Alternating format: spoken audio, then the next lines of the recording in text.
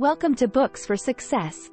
Today, we're unraveling the insights from 8 Rules of Love by Shetty. Rethink your experience of love and find its infinite source within yourself. Learn to give love so that you have more of it. You'll learn what the ancient Indians said about love, how to get over a breakup, practices to strengthen your relationship, ways to be happy alone. If you find our content valuable, like, subscribe, and ring the bell for notifications. Don't be shy about dropping your book suggestions for us to summarize. Also, you can use this video as an audiobook summary. Let's grow and succeed together. Look at love as a skill and master it. You have already learned a lot about love from romantic comedies, books, and songs. Modern society's collective cultural experience has formed specific ideas about this feeling in your mind even before you first fell in love. However, in this summary, you can look at the phenomenon of love differently, through the prism of the most ancient scriptures, the Hindu Vedas. Further, you will discover the interpretation of the laws of love produced by monks more than 5,000 years ago. The ancient sages considered love to be a lifelong process that included 4 stages. Each one is like a school class the students must complete, with each providing essential lessons to help us move on. If we resist learning or miss lessons, we may have to repeat the class. That is, experience the same difficulties repeatedly until we arrive at the proper conclusion. A successful graduate of such a school is a person whose love is boundless, directed to the whole world, and not dependent on one partner. The 4 stages of love are a genuine acquaintance with yourself, an analysis of your trauma, goals, and desires. Here, you learn to be happy alone so you can later share the joy with another person. Interaction with your loved one, where you learn to accept all your partner's features and risk showing yourself without armor. Struggle with the trials you will surely encounter on the path of love. This lesson is about resolving conflicts and finding compromises in times of crisis. The realization that you are the source of love and learning to be sincerely kind to all living things. In our further journey together, you will find tips on preparing your heart for love and its stages. Don't run away from yourself. Humans are social creatures. Many of us don't like being alone. And that's okay if it doesn't cause you to stay in a relationship that makes you unhappy. The fear and discomfort of being alone can push you into the arms of a partner you would not otherwise choose. You may feel that ending a relationship risks never finding love again. Yet, this is how you get one step closer to it. In one experiment, researchers tracked the heart rate of visitors at an art exhibition. They found that people who came alone experienced a more significant emotional response to works of art than those who came in pairs. These findings show that we are more attentive and receptive to the world and our feelings in solitude. That is why the time spent without company is incomparably valuable and fruitful. It can lead to creativity, new acquaintances, and skills, but most importantly, it allows you to make friends with the main person in your life, yourself. By spending time alone, you can monitor your reactions to everything happening, helping you focus only on yourself without waiting for external approval or evaluation. This way, you'll be able to realize and formulate your values, sincere interests, and views to broadcast them to your chosen one later. Moreover, this will also allow you to introduce yourself to another person accurately and understand whether their inner world matches yours, saving you from ill-hitting partners. Sometimes, the most challenging thing is to live in harmony with oneself, to be kind and honest with yourself, to protect your well-being, and to defend your interests. As tempting as it is to drown out your voice in the din of others, you must learn to live with yourself before sharing your life with another person. Only then will you be able to give love not out of need and fear but out of abundance and confidence. Further, you will see that your work to understand and love yourself will best guide you to accept your loved ones with all their imperfections. Being a reliable partner means justifying trust. When you begin a new romantic relationship, it goes through 4 phases: attraction, dreams, struggles and growth, trust and reliability. First, someone arouses your interest and intrigues you. Then you start to get to know each other. At this stage, you may feel vulnerable because you are unsure if your potential partner will accept the real you. However, through this feeling, genuine, not imaginary, sympathy forms. Therefore, it is essential to represent yourself as honestly as possible. To bring your dreams of shared happiness closer to reality, you must negotiate rhythms of bonding that are comfortable for both of you, minimizing frustration due to your unspoken expectations. Make the intended frequency of your interaction transparent, and discuss what you put into certain established expressions, such as, "I love you." During the struggle phase, it becomes evident that nothing highlights shortcomings and weaknesses like close relationships. You can see your differences and decide if you are ready to work to maintain this love. Whether you break up or stay together, you will experience intense growth. If you overcome difficulties and save your relationship, you will enter a stage of deep trust and reliability. These feelings arise when you are not afraid to be honest with each other and can carefully manage this honesty, meaning you do not allow yourself to use the vulnerability of a loved one against them. To give each other a sense of safety and security, you must ensure that your actions match your words while your words reach your intentions. Trust can be physical. You are comfortable being around your partner and feel their care. Mental, you calmly rely on their mind, respecting how they think.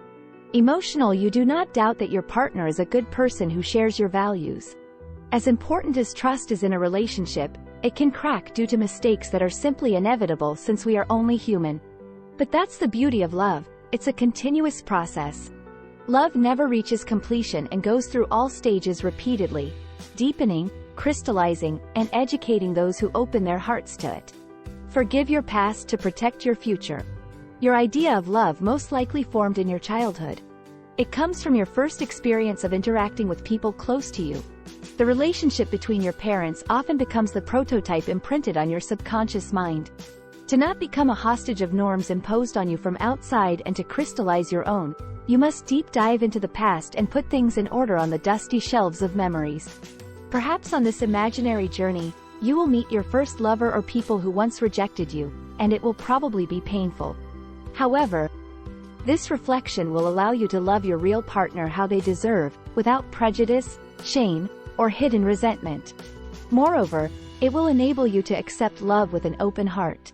Don't focus too much on your parents' mistakes that caused your traumas. Instead, take responsibility for learning from them and minimizing the damage. If you make destructive relationship decisions because of unmet childhood needs, consider how to make up for and close that need. Treat yourself the way you would like others to treat you. Keep track of when you feel heard, valued, and loved, and cultivate those feelings. You are now the exact adult whose kindness and attention your inner child needs. Give it what it wants. Think about each of your past relationships with gratitude and forgiveness. Determine their exceptional value and what they brought to your personal development. Do not reduce the success of a connection to how long it lasted and devalue your past feelings just because they dried up. Even if your love is no longer relevant, this does not mean that it was not real at that moment. Treat with respect every person who once aroused love in you because these people were your teachers. Discover more about how we learn from each other below. Did you know? The Japanese describe the premonition of falling in love with the words koi no yokan. Let your partner grow in their own way. Being a teacher to a loved one does not mean controlling their growth and expecting them to develop how you want them to. You must give your partner freedom, support them, and be sensitive to their difficulties on the way to achievements. However, do not try to give them direction. You are powerless to control the pace of their progress, so avoid shaming them for being slow and comparing them to other people. As a teacher, you must offer gentle accompaniment without judgment, ownership, or superiority. You will also learn in these relationships, so train yourself in genuine kindness and the ability to forgive and tolerate. If everything works correctly, you and your partner should constantly alternate the roles of teacher and student, and in doing so, you become better people. It is crucial that you fulfill your destiny without interfering with your growth and that you don't lose your identity. You must deny your ego the desire to change the other person for you. In close relationships, you become each other's mirror that reflects your worst and best features. If vulnerability and pride do not make you hide away, you can observe changes in yourself and your partner, gaining deep spiritual intimacy. Avoid neglecting your ambitions and dreams by dissolving into another person. Sacrifice leads to misunderstandings, an aggravating feeling of not being appreciated, and loneliness. On the contrary, the best thing you can give your partner is the opportunity to be in a relationship with the best version of you, a satisfied, fulfilled, and happy person. Your paths through life are very close to each other, so much so that you can hold hands, but one should not interrupt or violate the other. Then, you can overcome obstacles such as envy, jealousy, and rivalry. You will be genuine friends and equal companions for each other. Did you know? According to statistics, men confess their love earlier than women. 40% of men do it in the first month of a relationship. Make the most of conflicts. You can only avoid quarrels in close relationships by excluding honesty when communicating with your partner. Fear of conflict can cause you to shut out the issues that bother you, hide your genuine emotions, and limit yourself to the manifestations of your personality. However, such a pretense will create a more significant gulf between you and your partner. On the contrary, arguments based on nonviolent communication will help both of you feel more comfortable and confident in the relationship, improve your mutual understanding, and strengthen your bond. To take advantage of disagreements, find out how you behave in conflict. How you deal with quarrels depends on your character, upbringing, and habits. You may differ from your partner in your temper and the pace at which you process emotions. For example, you may want to discuss a problem as soon as it arises, while your partner needs to calm down, comprehend the situation, and formulate arguments. In this case, their distance amid a quarrel may mistakenly appear to you as indifference or a desire to punish you. Give your partner space and agree to continue when you are both ready, choosing the right moment and a quiet place in advance. A conflict is resolved when you and your partner have expressed your feelings and listened to each other. Each of you acknowledged your responsibility for the problem. You asked each other for forgiveness.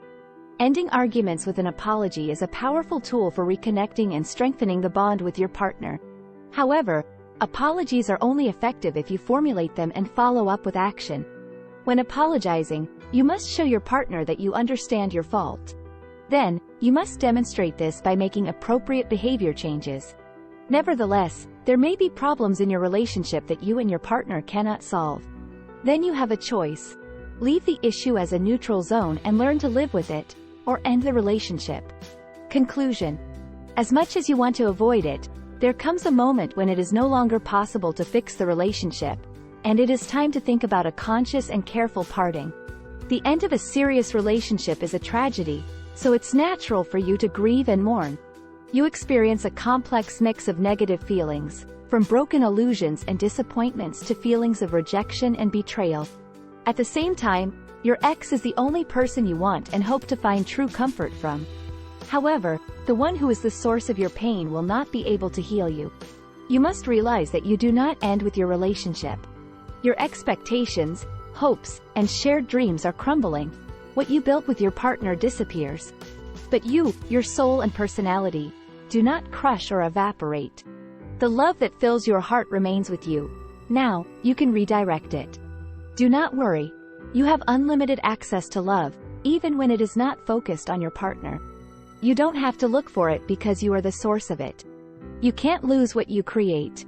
By devoting yourself to caring for people and the world, you multiply love, as its true purpose is the service of beauty and kindness. Try this. Have a mental meeting with your 14-year-old self. Give yourself the approval, acceptance, and support you lacked. Recall what media products influenced your idea of love. Consider whether it is relevant for you and whether you have met such a model of love in your experiences. Keep a breakup diary to reflect and learn lessons for your future relationships. Thank you for joining us on this enlightening journey. If you've enjoyed our summary, consider reading the full book for a more in-depth exploration. Before you go, hit that like button, subscribe if you haven't yet, and share this video with someone who could benefit from these insights. Until next time, keep reading, keep learning, and keep growing.